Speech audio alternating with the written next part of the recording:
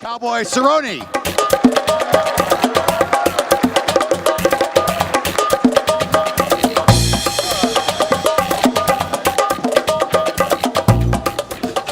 What's going on, Las Vegas? I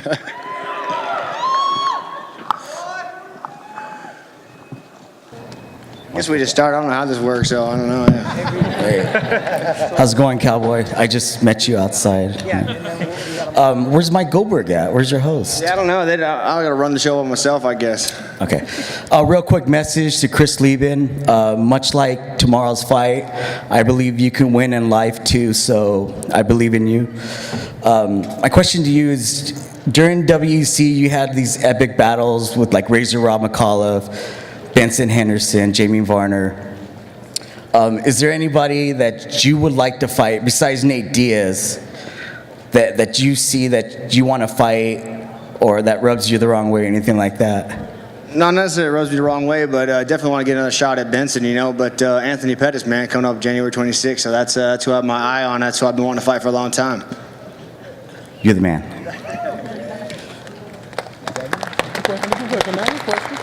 Hey, Cowboy, big fan, love watching you fight. You're very exciting.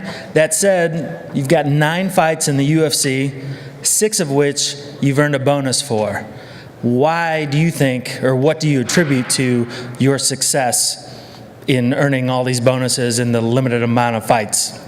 Man, I think it just has to do with not taking a step backwards, you know, just constantly pressing forward, and just that's the part of the fight game I like, when you're in the battle and you have no choice, you know, to look for a way out, but I'm not going to find a way out, you know. I'm gonna try and finish the fight. So just standing in the pocket and giving it, man. That's I think that's the only thing I can attribute to all the bonuses, and I love the bonuses. So I hope they keep coming. All right, man. Good luck. Thank you.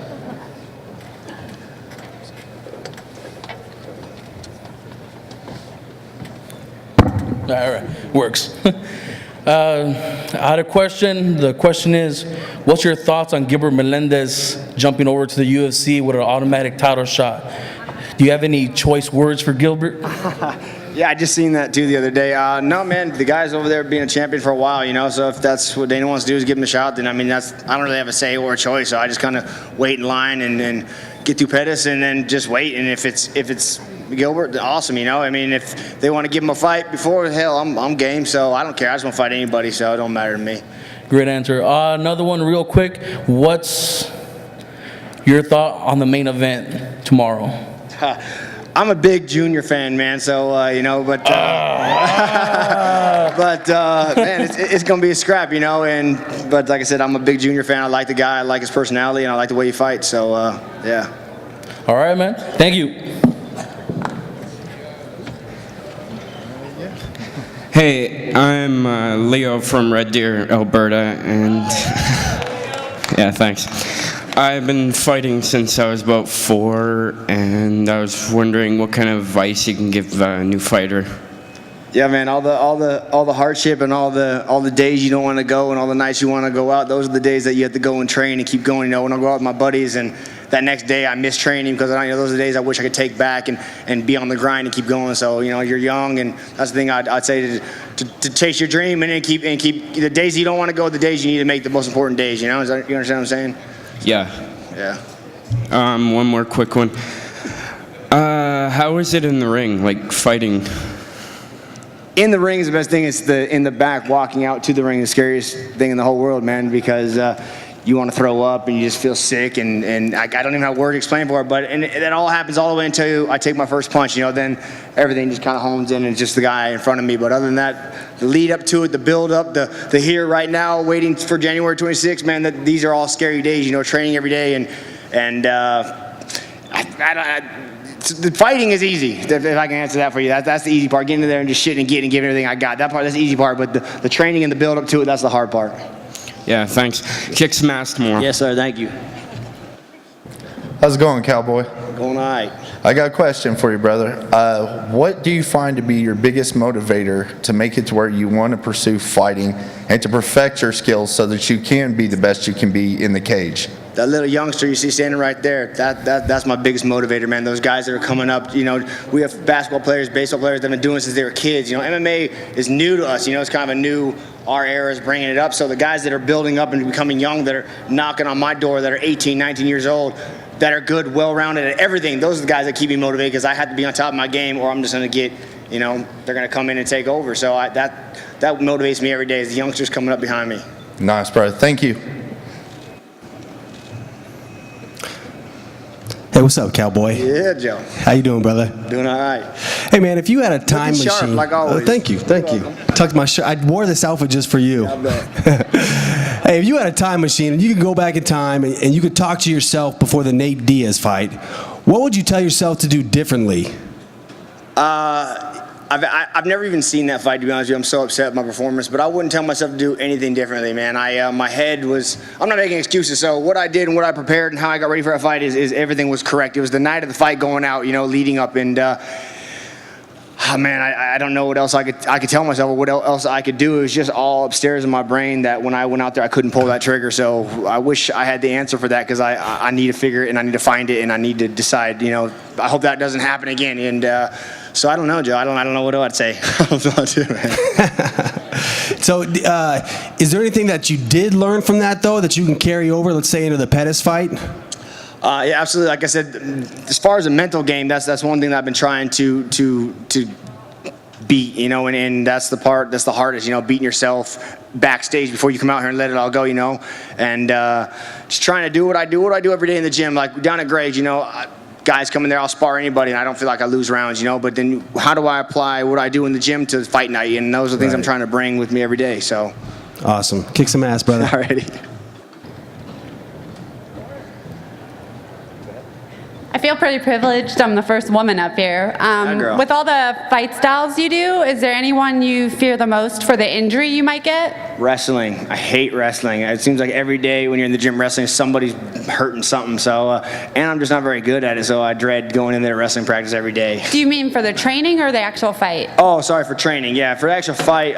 Is there any style you fear the injury you could get the most? For fighting, yeah, probably boxing or kickboxing, getting knocked down in front of everybody. That'd be definitely the worst. I'd rather blow out an ear or something, because then I could just. But getting knocked out would totally suck. You don't want a knee. No. And do you think you'll win so that you can beat Benson Henderson? I know I'll win. How about that? All right. Hell yeah. Hey, Cowboy. Hey, first and foremost, man, hope you beat Showtime tomorrow. All right, thank you. And I know after the Nate Diaz fight, I saw improvement. Your next fight, you worked on your hands. And I know Anthony Showtime Pettis, he comes from all different angles. And I know you don't like wrestling, man, but I think that's what you got to do to get it done tomorrow, bro. You name it, man. That's what I've been working on a lot, is my wrestling. Just like she said, I hate it, and that's one of the things in my game that I'm trying to work on the best, because that dictates where the fight goes, And that's one thing with the Diaz fight that I didn't do, is wrestle and take him down. And when I did drop him, I should have attacked him. And those things you look back on, and losing, I guess they say, is the best thing for you. Sometimes as much as it sucks, but I'm with you. Wrestling is going to be the key to that fight. Yeah. Pull the trigger tomorrow, bro. Good luck. Alrighty, thank you. Hey there, Cowboy. What's going on? Quick question. What do you think your biggest fuel is as a fighter and a person in life right now? As far as like motivation, just to keep going, or how do you mean? No, well, like fighting, life, everything that drives you to be the best. And probably my lifestyle outside of fighting is what drives me. Waking up and going wakeboarding or going bungee jumping or skydiving, all the things they took away from me, that's what drives me every day to do it. Right on. Last question, no disrespect, big fan. Is the moon made of cheese? No, the moon is not made of cheese. Right on, Cowboy. Good luck tomorrow, man. Thank you. All right, so going off of his, do you still go out bungee jumping, wakeboard, and snowboard and all that all the time? According to that dangerous clause, no? Yeah, according to the dangerous clause, no. As far as me touching on the wakeboarding thing, that's something I want to do. I want to be a professional wakeboarder, so I think when I go out and do it, I'm not endangering myself. I'm practicing skills just like I do wrestling or I do kickboxing. So to answer your question, yes, I do still do those things. I enjoy what I do, and I understand the side where we're going to get hurt and all that, and I respect that. So like leading up to a fight when I sign the contract, no, I don't do those things. But as soon, like this summer, when I don't have a fight, yeah, I'm going to sit down with Dana, sit down with the guys and say, man, this is what I love. This is what fuels me. This makes me who I am. You're telling me I can't go ride my horses? I have 4 horses out in my pasture that I can't ride, So these are things that I need to talk and address. And, but like I said, it makes me the person I am outside of this cage. And, so yeah, and leading up to the fight, I understand they don't want to get hurt. They don't want to have people not show up to their fights, and I'm here no matter what. So. Oh, for sure. And speaking of which, can I come board with you this summer? Yeah, absolutely, man. I come out leg meet all the time. So if you're in Vegas, come on. I need to get here though. That's Already. And my girlfriend wants a hug. She's right up here. Yeah, too. tell her, come on.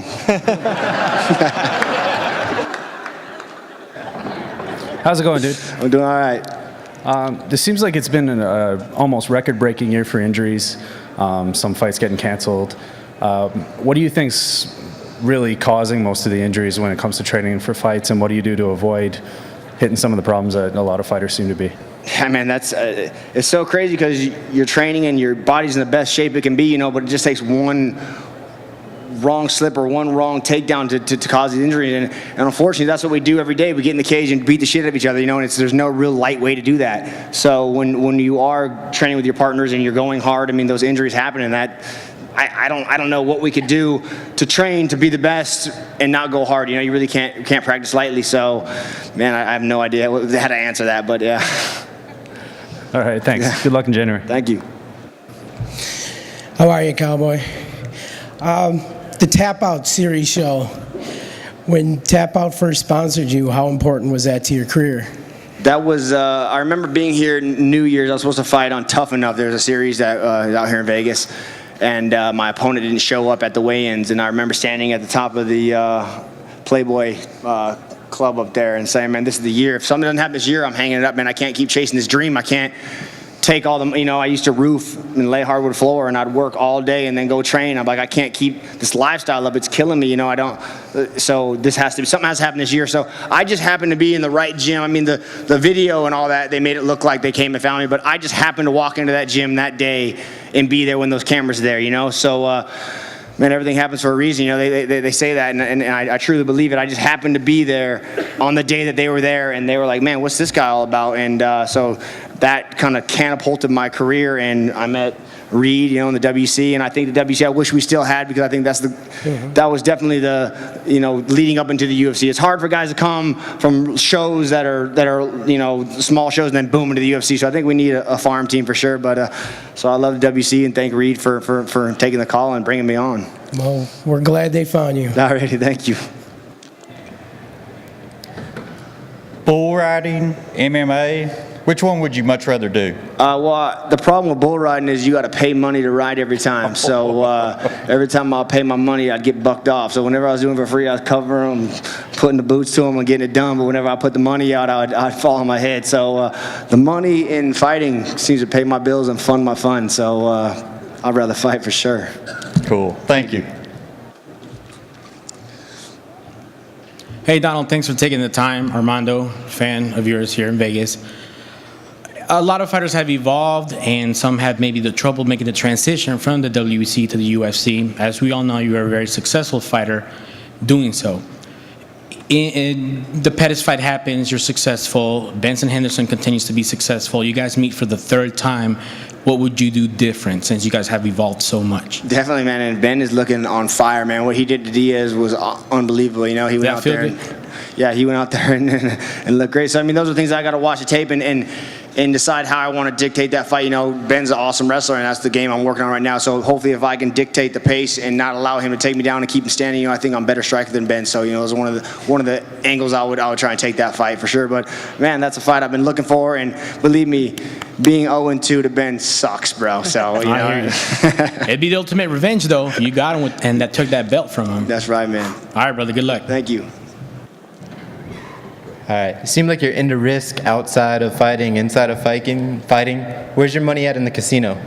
Oh, I'm terrible. That's another thing. So all those beautiful fountains built up front, that's a lot to do with my money because I'm god awful. But so I just usually spend money that I know I can lose, $100, $200, and then I just lose it and. Where are you losing it at? Dice table? No, yeah, dice. I used to play dice, and I'm really, really bad at that. But blackjack. So, and yeah, whatever. Sometimes I put 200 on red and get black and then just get pissed off. So.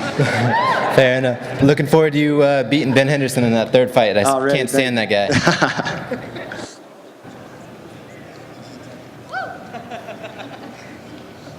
Me? Right. Hey Donald, Graham from Scotland. I would say gentlemen for getting a photo earlier on. Cheers for it, buddy. Oh, okay, you gotta do that again, sorry. I'll try and speak a little slower then. All right. The question I'll ask you is really important. Would you give up riding horses to ride Ariane Celeste? Oh. The answer to that, no. I would not. No. No, she's a beautiful girl, you know, but, you know, what about Brittany? Brittany Palmer, another beautiful girl, you know, they're both super cool girls, but no, I wouldn't give up any of that for them. There's a lot of girls out there. Ah, man, you disappoint me, man. Right, cool. Cheers, man. Hey, what's up, Cowboy? 2 questions. First, how much of trash talk is part of your game? I recently read an interview from Anthony Pettis, and he pretty much dead on saying that you're going to 100% shoot on him first. I know a while back before the fight even was put together, he was saying you were calling him out and talking all this smack. Was that part of your game as far as drawing him into the fight, or as far as being mental, or? Yeah, shit talking's fun, man. I mean, you do it when you're drunk at the bar, you know, it's a good time. So for them to put a camera in your face and let you talk shit, it's easy to do. But as far as Pettis, I don't have anything against him as a person.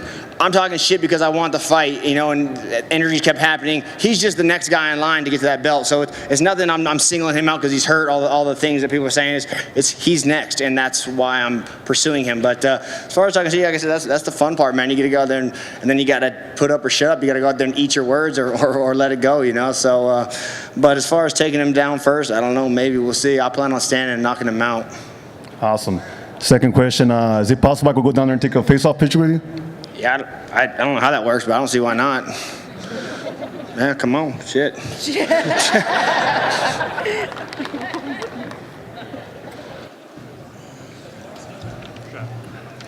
Hey, what's up, Cowboy? I was just wondering what pre-fight rituals you do that you gotta do before a fight. Nothing. I'm not very superstitious, so I don't have any wear the secret underwear or don't shower or anything like that, man. I don't have any pre-fight rituals, man. I definitely don't. I just I drink beer during training camp. Maybe that could do it. I don't know. That I guess they say it's the best thing after a workout, and it feels so good. So. All right, man. I got one more. What's your take on mountain oysters? On what? Mountain oysters. I love Rocky Mountain oysters. Yeah, boy. Right on, man. Thank you. Good luck. That's cow balls for y'all to know what those are. Well, speaking of cow balls, what'd you eat for breakfast? Man, I missed my flight. So my uncle and I drove 9 o'clock last night, straight up. I haven't been to sleep very much. He drove most of the way, and I'm here, so I haven't eaten yet. I actually came straight out of my truck, which is parked in the parking lot, to you beautiful people. So there you go. How about that? Okay, well, what do you normally eat before a fight? I like Chipotle. As weird as that sounds. Yeah, and I asked for one. I usually get 4 hard tacos, and that's what I like to eat. I'm a big Chipotle guy with corn, sour cream, and lettuce. Awesome. There you go. Oh, 1 second.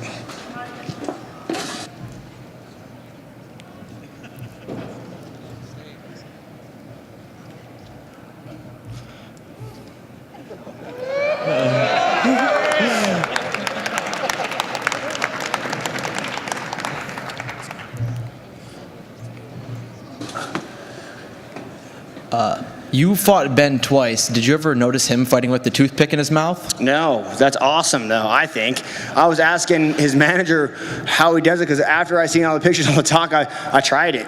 And I had to bite a little bit of it off to even get it to fit in my mouth. So he either has a bigger mouth than me, or I don't know how he does it, because I figure maybe it gets it wet, and I don't know. That's pretty cool though. Thanks. First of all, I got tickets to see you in Chicago next month, so I'm pretty Alrighty. excited to see that. I'm a big fight fan. I try to make it out as much as I can. I will try to come out and give it everything for you. Oh, for sure. right. And, with that being said, assuming that you do go out and win, which I'm hoping you do next month, there's another really big lightweight fight tomorrow night on the card with Lozon and Miller. Okay. Where do you think next month's fight would put you when you won? And would you be interested in fighting the winner of tomorrow night's fight between Lozon and I would be Jim interested Miller? in fighting anybody. If Varner can't make the fight tomorrow again, I will suit up and fight Melvin again. So I just enjoy fighting. I don't care who it is or when it is. So yeah, the Lozon fight winner, absolutely. Fighting Melendez coming over, sure. I don't care. So, the end goal is definitely the title. That's where I want to go. So whoever puts me closer to that, is that a good enough answer? I don't know. Fantastic. I'm excited to see you next month, too. Thank you. Hey, Cowboy, how you doing? Doing all right. All right, I have a question for you. There's fighters out there like Nick Newell who are disabled. He just won the XFO championship. What do you feel about disabled fighters in MMA? Man, I don't want to take anyone's dreams or hopes away from it all. So I think if they can go out there and are you asking me, do they compete with us or just have their own? Just in general, I'm a disabled fighter as well. I fight outside Philadelphia, and he's an inspiration. He's in your weight class. How do you feel about him? What if he comes over here, stay out there? I don't think anyone should tell you what you can and can't do. So if someone, missing a leg wants to come in and fight, come on, I'm gonna kick his one leg. I'm gonna tell you that. But exactly. If that answers your question, yeah, I'm not gonna fight. I'm not gonna disable. I'm gonna fight like a and it will. So yeah. You know what? More power to you guys, man. 100%. All right, thank you, sir. Absolutely.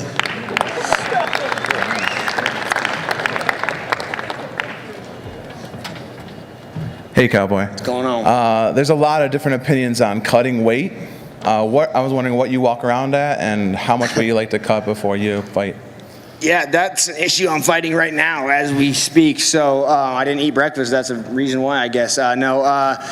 Lately, I've been up towards 190 pounds, 188. I've been big, and I think it has to do with my wakeboarding. It's like putting a lot of weight on my ass and legs. So, but cutting weight, I'm terrible at dieting. I like to eat candy and sugar is something that keeps me going. I'd rather not eat real food and eat hot tamales just because I feel it gives me energy and I like the way they taste.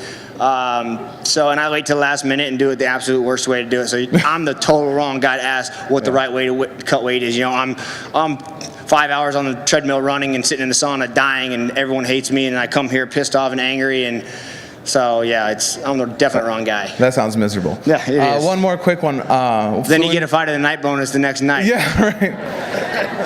That's true. I flew in from New York, and there are so many fans in New York State that are just craving live MMA. What do we need to do as a community to get MMA legalized in New York? I hear it's the culinary union is what it is. So as weird as that sounds. That is a weird answer. So they from the casinos and so, but that's what I think you have to attack is the culinary union. I have no idea. I would love to fight in New York, man. Are you killing me at the Garden? What? So yeah, it'd be unreal. I'm 100% with you. I'll be the first one on the fight. So I'll even fight first of the night. So I don't care. Yeah, it'd be fun. All right. Thanks, Cowboy. Good luck in January. You're welcome.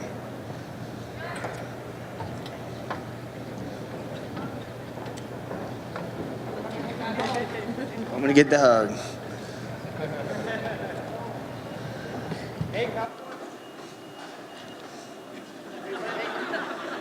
Are you ready for your hug? I am ready. Are you ready? Meet me right there. All right. I don't want to make your boyfriend mad. I'm gonna have to have another fight. So.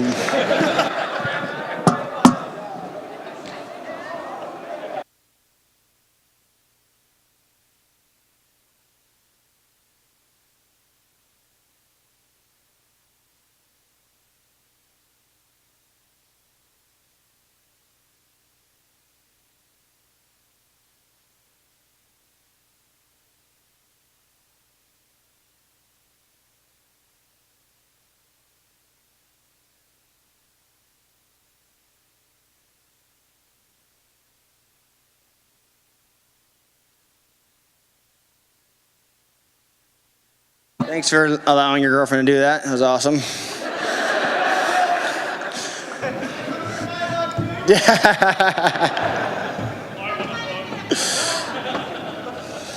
All right, Cowboy, I got a question for you. Sir. I'm 40 years old, and I boxed when I was younger. I made the transition to MMA and had my first fight back in September. And like you said, I prepared right, everything was fine, but the nerves going out there, there's just no explaining it. Yeah. At my age, you get injured a lot easier. What is your advice as far as training through the injuries and when not to train?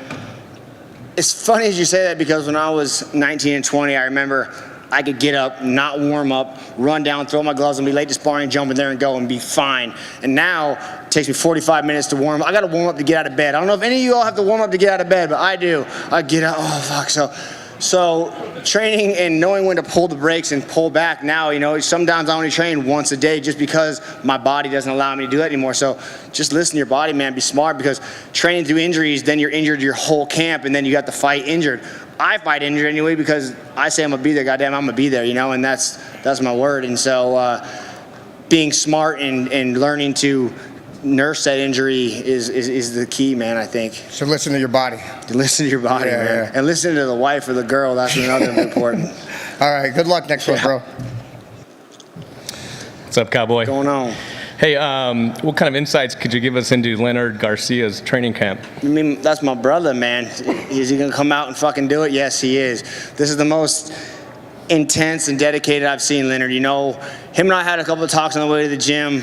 Like, Leonard, bro, what the fuck, man? Pull it together. This is it. This is it, man. This is it, you know? So, and he says, I fight best with my back against the wall. I fight the best when I have no other options, you know? And so we're gonna go out there tomorrow night. We're gonna see it, you know? And it makes me like teary-eyed right now just talking about him getting motivated and getting ready, you know? And this is the most I've seen him dedicated and most I've seen him just all together, putting everything together. So I 100% think he's come out there and give it to him.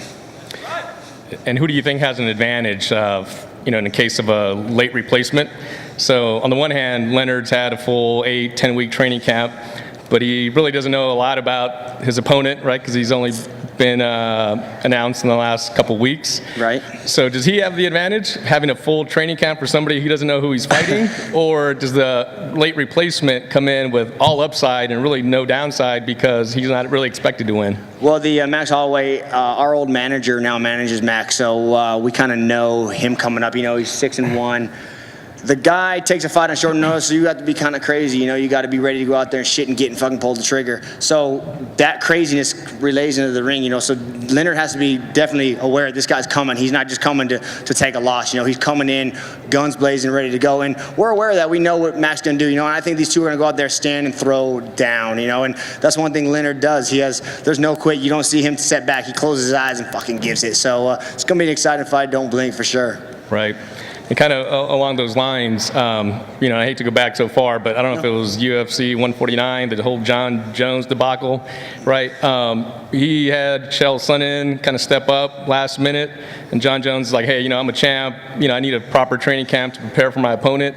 If you were in his shoes, would you Yes, I'd have fought. They could call me tomorrow and ask me to fight John Jones. Cool.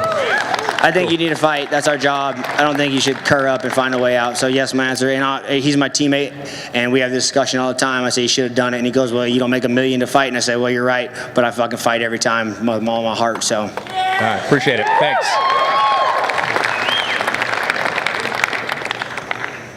Me again. So speaking of Leonard, I know he lives out at your ranch with you. So what was your motivation to build that ranch, and what's the best part of living there? Oh man, that's my dream. I remember living in Denver, Colorado, and wanted a place where I could shoot my guns and ride my four-wheelers and have horses and do all the things that I don't even use now because I have it. And why would I use it if I have it? Because when you don't have it, you fucking want it, So, but the motivation to build the ranch, it was. I remember coming up and having to go from gym to gym to gym and try and get trainers, and I was nobody. Who was Cowboy back then? No one. I'd come in with amateur fights, and no one wanted to help me, so I'd jump around, and I always wanted.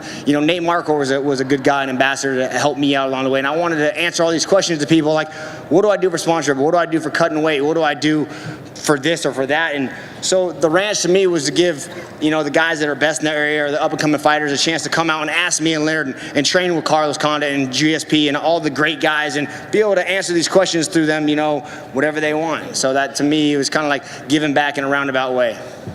So what's the best part? For me is seeing all the new guys come in, man. That really the best part to me. I get to see different looks from all around the country, all around the world. Awesome. Yeah. Cool stuff. Hi. I know this is for questions, so it is a question. Can I get a picture with you? Yes. Thank you. I'm waiting for a creative. Don't you get a free bag of shit if you have a creative question? Right?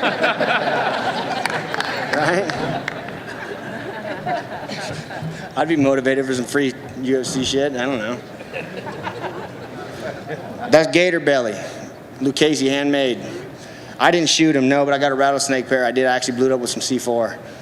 I was with the Army in Jackson. They came down. We did some semi rounds, which are like little paintballs in real bullets. It's kind of fun, and I got to play, terrorists trying to attack these guys, and there were snakes over in the bush, and one of the sergeants was like, let's blow them up. I was like, fuck yeah, let's blow them up. So they did, and I took the carcass and had it made in a pair of boots, so it was cool.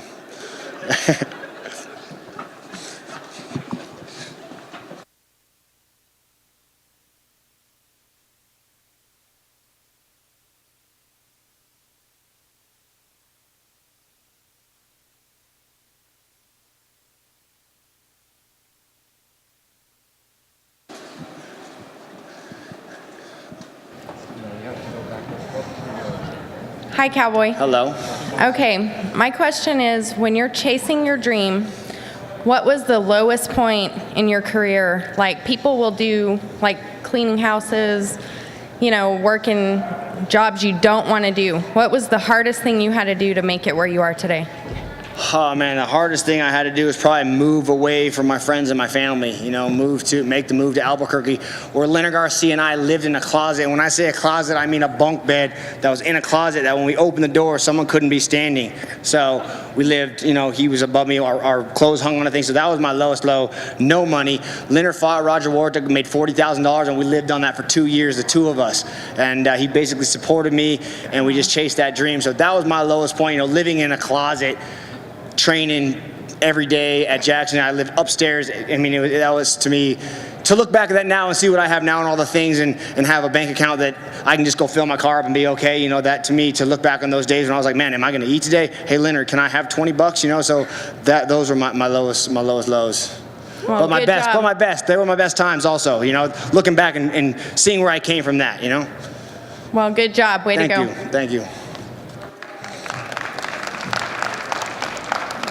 All right, being a cowboy and liking to shoot shit and shoot your guns, what do you think of the possible? Yeah.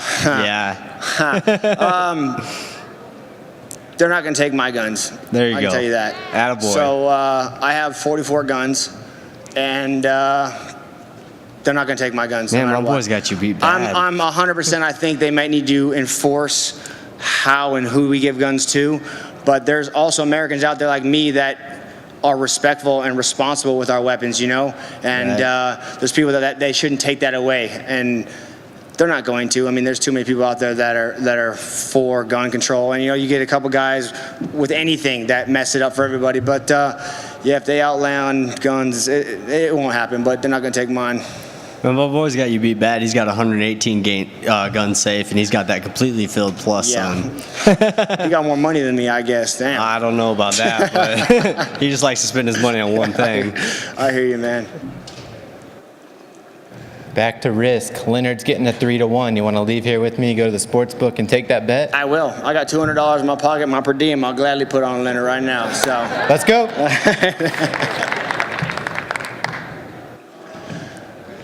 I got a creative question for you. All right. I turn 18 in 4 years. Would you agree to fight me? Yes, I'll fight you tomorrow if the UFC does it. Tell them, bring that shit on. You shake on it? I'll gladly shake on it. I'll be old and decrepit. Yeah, come on. Hey, it might be 195 in 5 years, right? That's just fine. All right.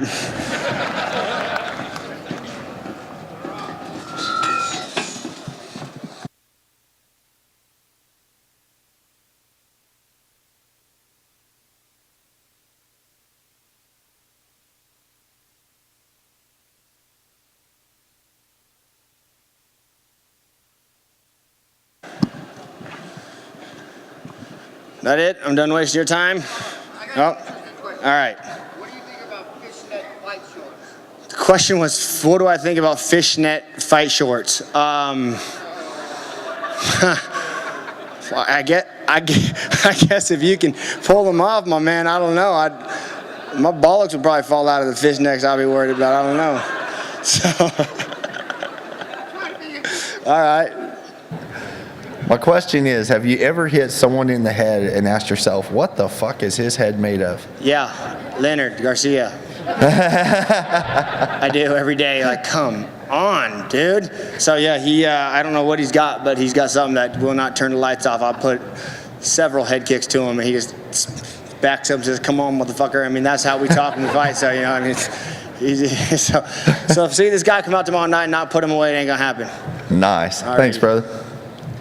How's it going, Cowboy? What's going on? Hey, a couple questions regarding Anthony Pettis. First of all, how did the beef start? And just basically, what are you doing to prepare for that fight? As far as how's the beef start, I think I started the beef by telling him, come on.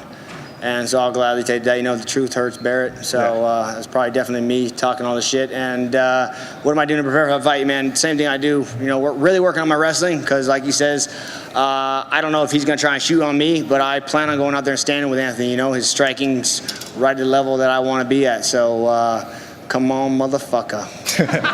Thanks for your time, Cowboy. You're welcome.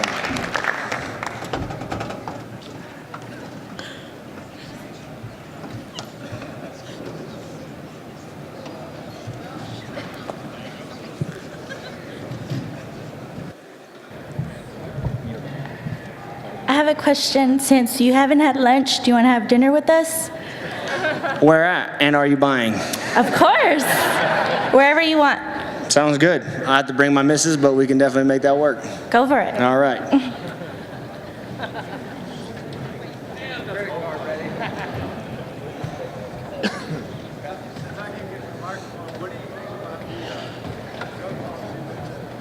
In the X, I know. I got it this time. But once it's out the X. What now?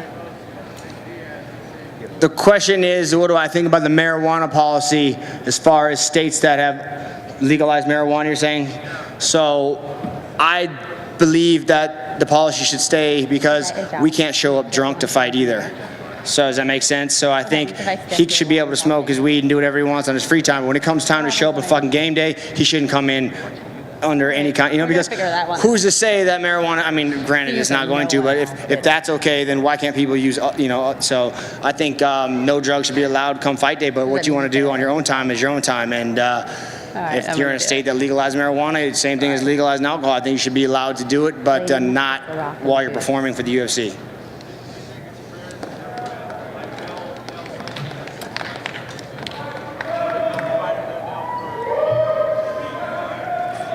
The question was, do I think it's fair of how they punish each person for the same offense? Like if someone gets 6 months or someone gets a year, and that all depends on your track record and I guess how much you paid your lawyer.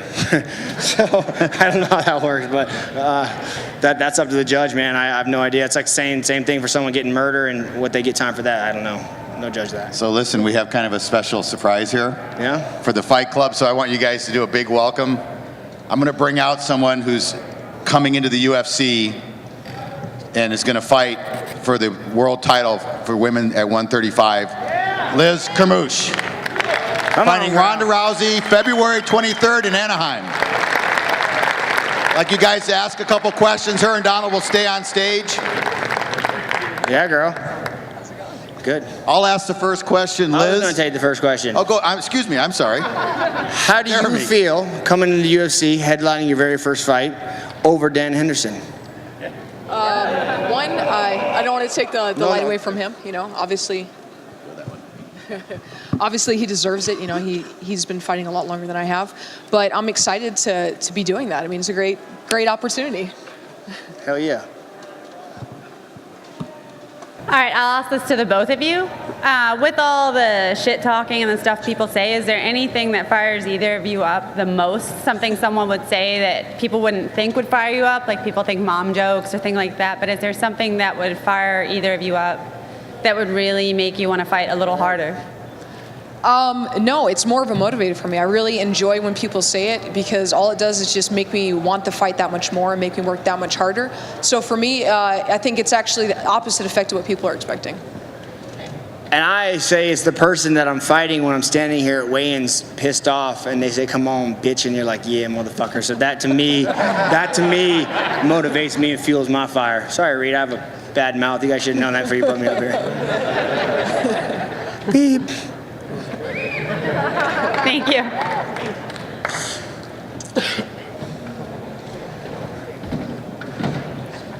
This one's for Liz. Okay. Obviously, I'm not going to ask you what your game plan is going into the Ronda Rousey fight because you're going to not get armbarred. Yeah. But how are you preparing? Because obviously she's the arm collector. Everybody knows what her secret is. How are you preparing for that fight? What are you going to do differently that is going to set yourself apart from her other opponents? Not necessarily what your game plan is, but what are some things that you could reveal to us that you're going to do differently in order to come out of that bout victorious? You mean besides not get armbarred? Yeah. You know, maybe I fool her, maybe I do a judo throw to her and manage to armbar her. I mean, no one would expect that one, right? That comes out of left field. The training camp is a little bit different, a lot more weight training, bulking up, getting a little bit stronger, and we're actually traveling to different fight camps and bringing people in that we didn't necessarily do before. But for the most part, it's pretty much the same. I mean, we've been training from day one when she took the title for this fight. We just finally got the opportunity for it. Very good. And to piggyback what Donald said, congratulations headlining over Dan Henderson. That's a big honor. Thank you. So no disrespect to Dan, but congratulations. Thank you.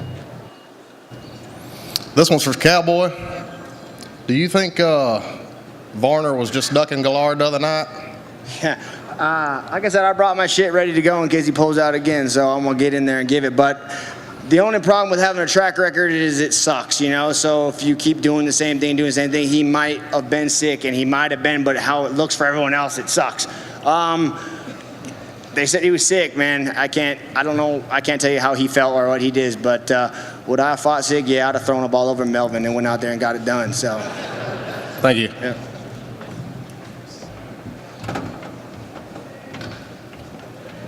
So, Donald, why don't you tell him what you said to me that day when you called me about him being sick? Well, I was sitting at home and I seen Reed back there loving up on Varner, and I said, why don't you slam that dude's head in the wall and tell him to get his shit and go out there and fight backstage. So I just think if you say you're going to show up to fight, goddamn, you should show up to fight. You know, those are what we get paid to do, and we show up and we fight with everything we got for you guys, you know, and I plan on doing that every time, and that's my word. So, Liz, I'd like to ask you, as a woman, how did you get into fighting? I mean, how did that start? Because there's not a lot of people out there doing that are female, and how did you find a camp and find people to train with? Well, I was really fortunate. When I started off, I wasn't really sure what I wanted to do. I wanted to get back into martial arts because I did a little bit of everything as a kid, and I was just looking for something with discipline, something to get in shape. And everybody suggested MMA, so I'm like, you know what, I'll give it a try.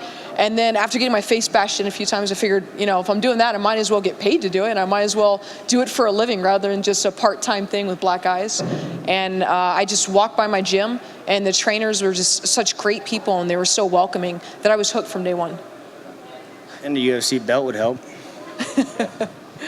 All right, ladies and gentlemen. So to wrap this up, we got one more question. You got a chance to win it. I got my winner in mind, so this better be good. And it was me. Wow, no pressure. All right. Well, I'm gonna ask 3 questions then, just to increase my odds here. Liz, if you were to beat Ronda Rousey, would you be willing to fight Chris Cyborg? And if so, would you make her come down in weight, or would you go up in weight to face her? I would absolutely be willing to fight Chris Cyborg. When I got into this, I thought I was a 145er because I'm like, yeah, that's about where I walk around. So I'll just bulk up and be a little bit bigger, not realizing I'm way too tiny for that division. It wouldn't be any different now, but I do realize I'm a 135er, and if she wants to fight for the 135 belt, then she has to come down to the 135 weight division. Get him. Okay. And then actually, for both of you, you know, I read an article this morning about the controversy surrounding Cain Velasquez's brown pride tattoo. Do you guys have a view on whether you think that's offensive or not? Go ahead.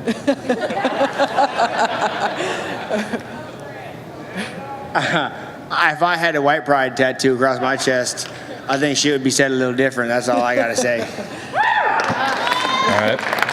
Yeah, everybody has strong feelings and they back what they believe, and you have the right to. I mean, one thing that I learned in the military is we fight for everybody's rights to say and do as they please, so that everybody has the freedom to make choices.